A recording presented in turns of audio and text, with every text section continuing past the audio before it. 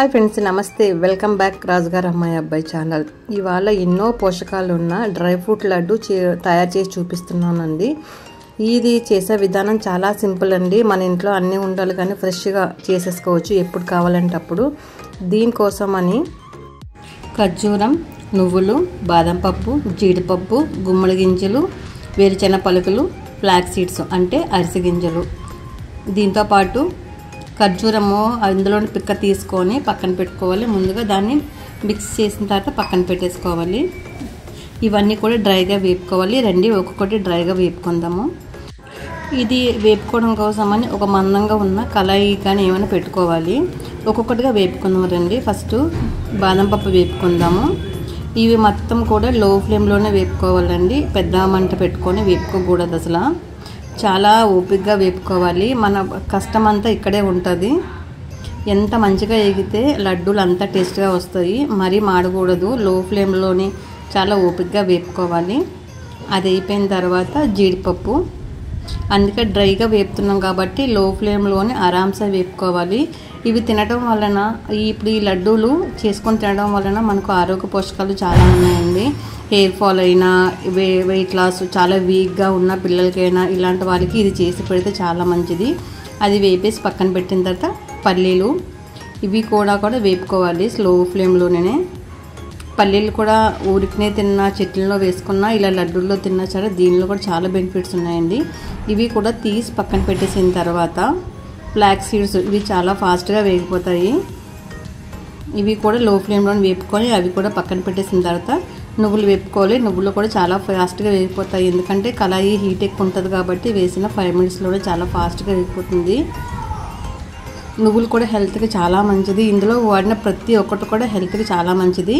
ఇప్పుడు వేపిని అన్నీ కూడా ఒకటిగాన మనము మిక్సీ చేసుకోవాలి. అంటే మరీ ఫైన్ పౌడర్ కాదు, కచ్చా పచ్చగా పౌడర్ చేసి మొత్తం అంతా కలిపి ఒక గిన్నెలో వేసుకోవాలి.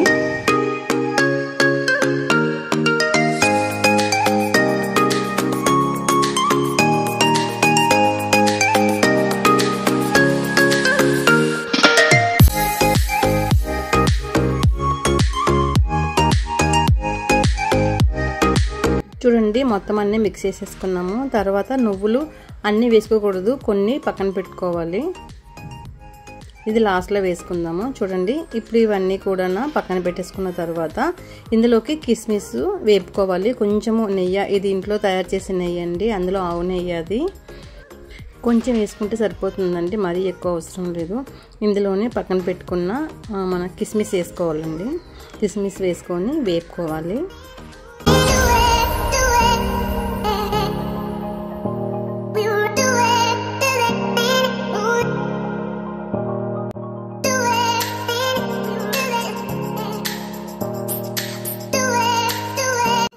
కిస్మిస్ వేగిపోయిన తర్వాత ఖర్జూరము మిక్స్ చేసి పక్కన పెట్టుకున్నాం కదా, అది కూడా అందులో వేసుకొని బాగా వేపుకోవాలి.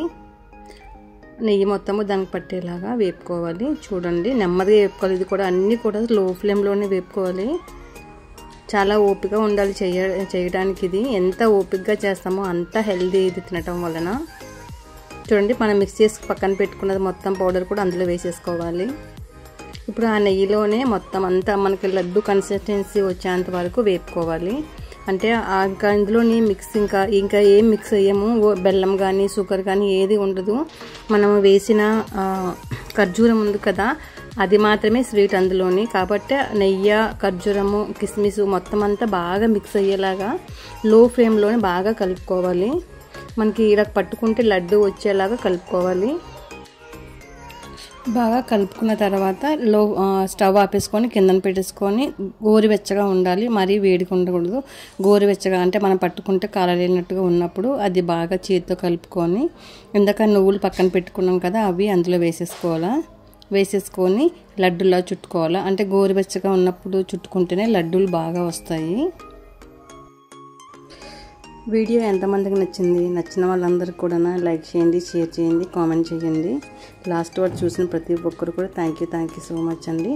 లడ్డూలన్నీ ఇలాగే చేసుకొని ఒక బాక్స్లో పెట్టుకుంటే 15 days 1 month వరకు కూడా హ్యాపీగా తినొచ్చండి. చాలా చాలా బాగుంటుంది. ఒకసారి ట్రై చేసి ఎలా ఉందో నాకు కామెంట్ సెక్షన్లో చెప్పండి.